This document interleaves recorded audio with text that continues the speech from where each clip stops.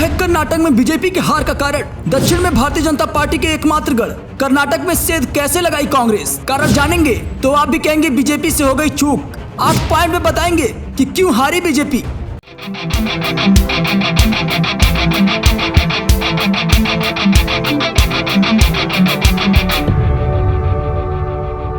सबसे पहला पॉइंट है, कांग्रेस ने बीजेपी को बीएस येदियुरप्पा को हटाने से बीजेपी को महंगा पड़ गया ये चाल।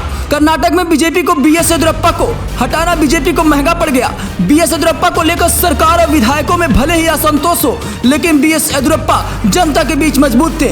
येदियुरप्पा को पहले हटाया गया, फिर स्टार कैंपेनर बनाया गया, लेकिन येदियुरप्पा सीएम कैंडिडेट नहीं थे। दूसरा कारण, एक वजह यह भी मानी जा रही है कि कर्नाटक चुनाव में मुस्लिम वोट बीजेपी के खिलाफ पीएफआई और बजरंग बली के मुद्दों पर एकजुट हो गया। मुस्लिम वोट पीएफआई और बजरंग बली के मुद्दों पर एकजुट हुआ और एक मुस्लिम वोट कांग्रेस को मिला।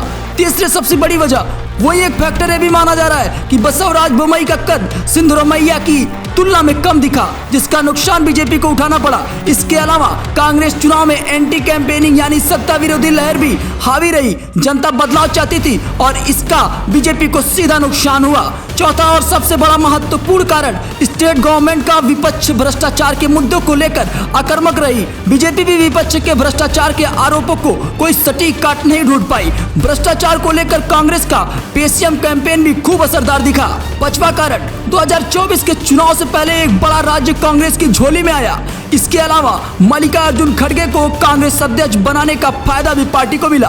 कर्नाटक उनका गृह राज्य है जो अब कांग्रेस के पास आ गया। इस जीत के साथ ही मोदी विरोधी मोर्चे में भी कांग्रेस का प्रभाव वापस बढ़ेगा।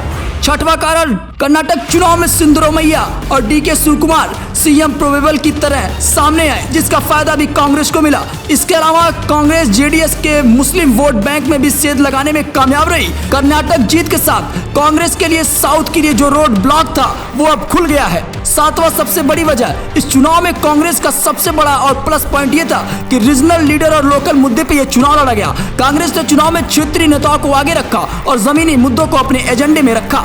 वो जो वोटों को परिवर्तित करता है वो मुद्दा कांग्रेस को बड़े मार्जिन से जीत दिलाई और लिहाजा कांग्रेस को अब राज्य का नया मुख्यमंत्री चुनना काफी आसान रहेगा।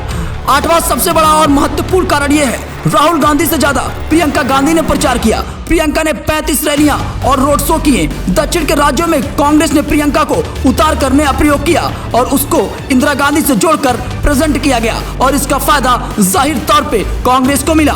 ये 8 कारण थे जहां पे बीजेपी से चूक और कांग्रेस इसका फायदा सीधे तौर पे उठाती हुई नजर आई। अब देखना दिलचस्प होगा कि जिस तरीके से ये महत्वपूर्ण राज्य कांग्रेस के खेमे में गया है, क्या इसी तरीके का कुछ आने वाले लोकसभा चुनाव में देखने को मिलेगा।